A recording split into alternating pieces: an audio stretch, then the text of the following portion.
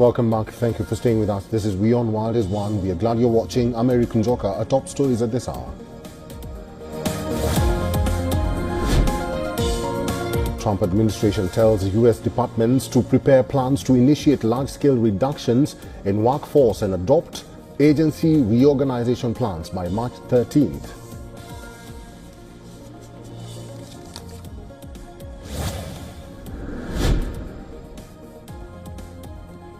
U.S. President Donald Trump confirms Ukraine President Zelensky's visit to Washington on Friday. Ukraine claims it has reached a deal to hand revenue from some of its mineral resources to the U.S.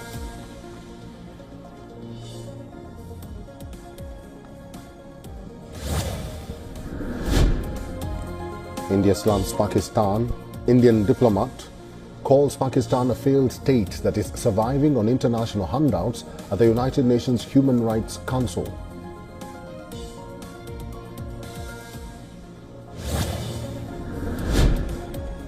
People gather in Jerusalem next to the Prime Minister's residence to release orange balloons symbolizing the red hair of the Bibas children.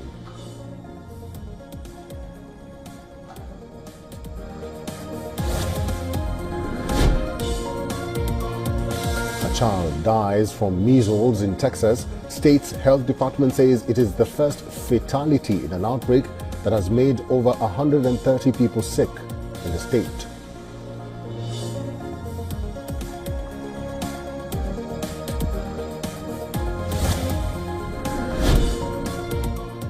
Fire breaks out at PVR Select City during Chava screening.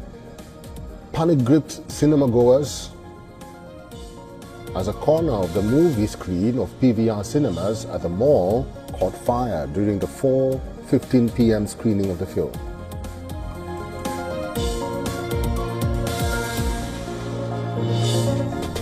Moscow says that there will be no cessation of hostilities in Ukraine along the contact line as the Russian Foreign Ministry asserts that it opposes the deployment of peacekeepers.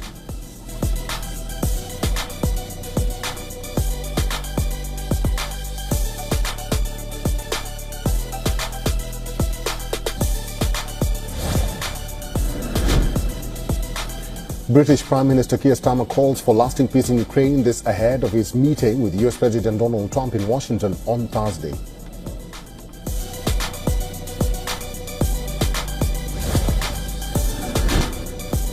Israel confirms agreement with Hamas, says bodies of 4 slain hostages to be returned without Hamas putting on a ceremony ahead of the handover.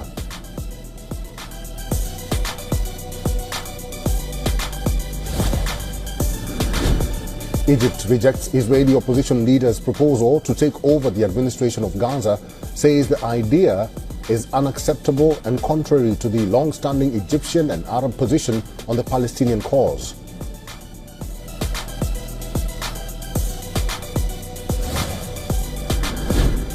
Romania indicts far-right politician Călin Georgescu for false statements over his financing for last year's presidential election. Court had annulled the first round after Georgescu had won it.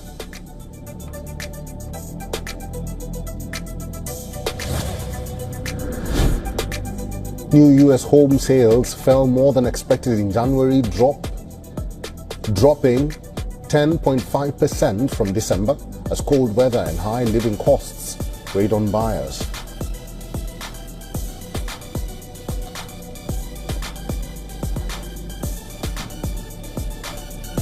Shooting occurred today in front of the Landgericht Bielefeld, a regional courthouse, injuring several individuals and prompting an extensive police operation.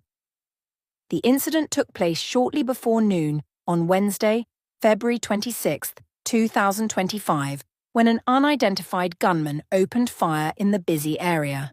According to authorities, multiple people were struck by gunfire, though specifics regarding the number of victims and their conditions have not yet been released.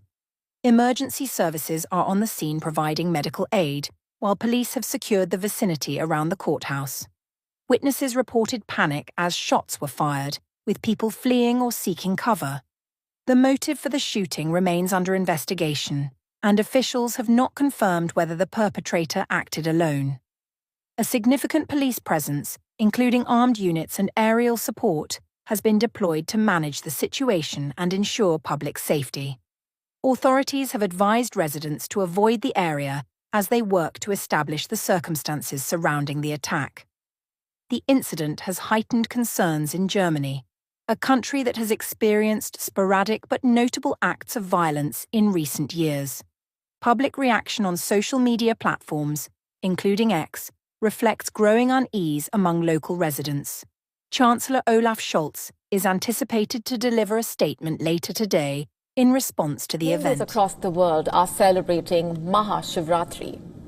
The sacred festival falls on the 14th night of the lunar month, when devotees fast, meditate, and offer prayers, seeking Lord Shiva's blessings. In fact, Mahashivratri is deeply rooted in ancient legends. It's believed to mark the divine wedding of Lord Shiva and Goddess Parvati, a celestial union that represents cosmic balance.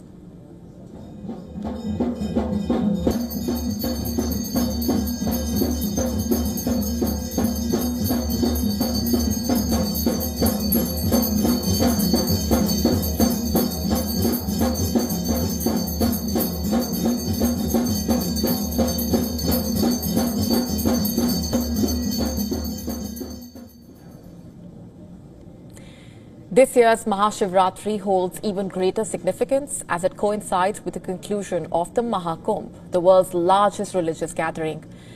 The festival started on the 13th of January, drawing crowds more than double the population of the US. According to the Uttar Pradesh government, 660 million pilgrims took the holy dip in the sacred city of Prayagraj at the confluence of the Ganga, Yamuna and the mythical Saraswati rivers. Devotees take ritual dips in the belief that the holy waters will end their cycle of rebirth. Today's final Amrit Snan marks the end of 6 weeks of devotion and spiritual awakening there. The holy city of Ayodhya, meanwhile, witnessed a massive influx of devotees on Mahashivratri as thousands gathered to offer prayers, chanting Har Har Mahadev. Similar scenes were witnessed in the ancient city of Varanasi. The Kashi Vishwanath temple opened all 4 of its gates in order to facilitate easier inflow for the devotees. Various akhadas, along with a large number of saints and Naga sadhus, take out a grand procession before offering prayers. Mahashivratri is being celebrated in neighboring Nepal as well, with a lot of devotion, prayer and rituals.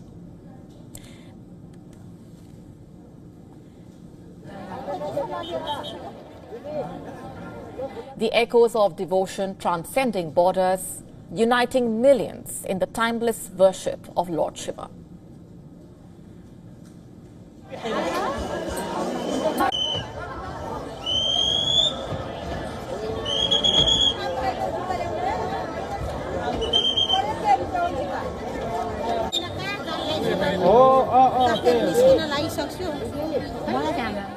I don't think we're ever going to accept cuts in critical programs to fund tax breaks to billionaires, period. We found during the vote-a-rama last week or two, when we asked the Republicans, is there any limit to income? People so rich they shouldn't get a tax cut? The resounding answer over and over and over again was no. The wealthiest are going to get the tax cuts again under this proposal if the Republicans have their way. I'm not going to vote for Medicaid cuts, benefit cuts. Work requirements, fine, but 21% of the residents of my state receive Medicaid or CHIP. That's a lot of people. It's like 1.5 million people in Missouri. So work requirements, sure, 100%, but anything that slashes into benefits for people who are working, I'm not going to be for it. I think that's probably true of a lot of my colleagues, but ultimately I can only speak for myself. I'm not worried about people losing their health care. I think we'll be able to figure out a way so that we can do it, but do it more efficiently. I've got a perspective on Medicaid that comes from being Speaker in North Carolina for 4 years. Every one of these programs are different.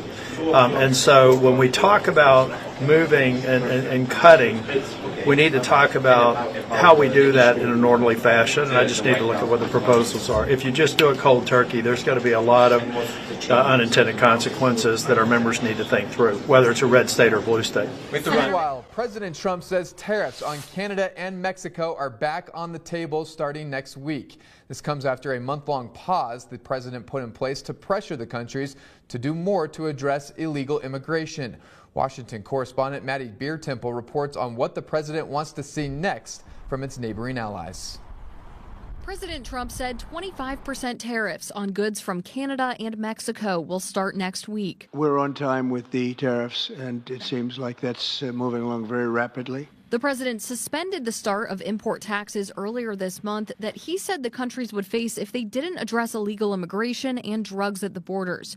Canada announced a new fentanyl czar, and Mexico deployed National Guard troops to the southern border. And it's not just America's two largest trading partners expected to be hit with tariffs, but any country, the president says, unfairly taxes the U.S. This is an abuse that took place for many, many years. That's why he says reciprocal tariffs, which will match the tax rate other countries charge, are set to start as soon as April. The White House says it's about fairness. To ensure that other countries are treating us the way we have always been treated. A recent Yale University study estimates the reciprocal tariffs could cost households more than $2,000 extra a year. Trumponomics sucks. California Democratic Congressman Ted Lieu says tariffs will hurt consumers. Increasing prices and increasing inflation. Allies like French President Emmanuel Macron also warned against the move. Macron met with President Trump Monday, and on Fox News Channel's special report with Bret Baier said now is not the time. We don't need a trade war. We need more prosperity together. In Washington. Very well with Russia, Ukraine. President Zelensky is going to be coming on Friday. That's now confirmed, and we're going to be signing an agreement, which will be a very big agreement. And I want to thank Howard and Scott for the job you guys did in putting it together. You really did an amazing job. And that'll be on rare earth and other things. And as you know, we're in for probably $350 billion. Europe is in for $100 billion. And that's a big difference. So we're in for probably 3 times as much, and yet it's very important to everybody, but Europe's very close. We have a big ocean separating us, so it's very important for Europe, and they hopefully will step up and do maybe more than they're doing, and maybe a lot more. The previous administration put us in a very bad position, but we've been able to make a deal where we're going to get our money back, and we're going to get a lot of money in the future, and I think that's appropriate because we have taxpayers that are shouldn't be footing the bill. What concessions would you like to see? What concessions would you like to see? I don't want to tell you right now, but I can tell you that NATO you can forget about. I think that's probably the reason the whole thing started. So I'm going to ask if it's possible to have Elon get up first and talk about Doge, because it seems to be of great interest to everyone. Elon Musk, please say a few words. Well, thank you, Elon. Thank you, Mr. President.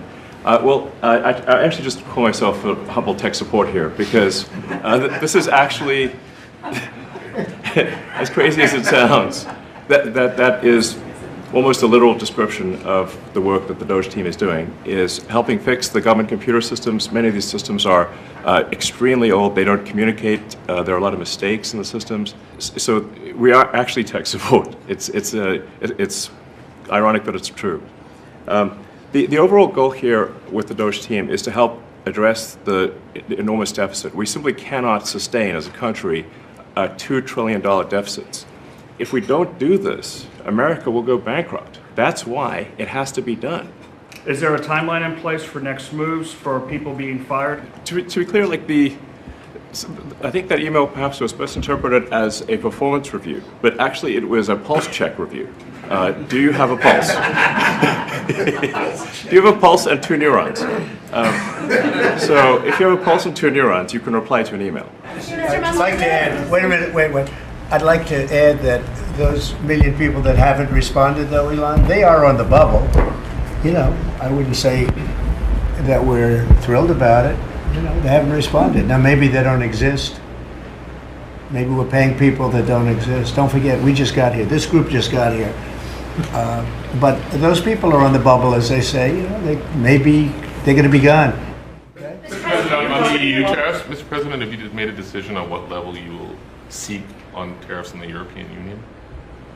We have made a decision. We'll be announcing it very soon, and it'll be 25%, generally speaking, and that'll be on cars and all other things. And European Union is a different case than Canada, different kind of case. They've really taken advantage of us in a different way. They don't accept our cars. They don't accept essentially our farm products. They use all sorts of reasons why not. And we accept everything of them. And we have about a $300 billion deficit with the European Union. Now, I love the countries of Europe. I guess I'm from there at some point a long time ago, right? But indirectly, pretty directly too, I guess. But I love the countries of Europe. I love all countries, frankly, all different. But the European Union's it was formed in order to screw the United States. I mean, look, let's be honest. The European Union was formed in order to screw the United States. That's the purpose of it. And they've done a good job of it, but now I'm president. It was formed in order to screw the United States. I mean, look, let's be honest. The European Union was formed in order to screw the United States. That's the purpose of it. And they've done a good job of it, but now I'm president.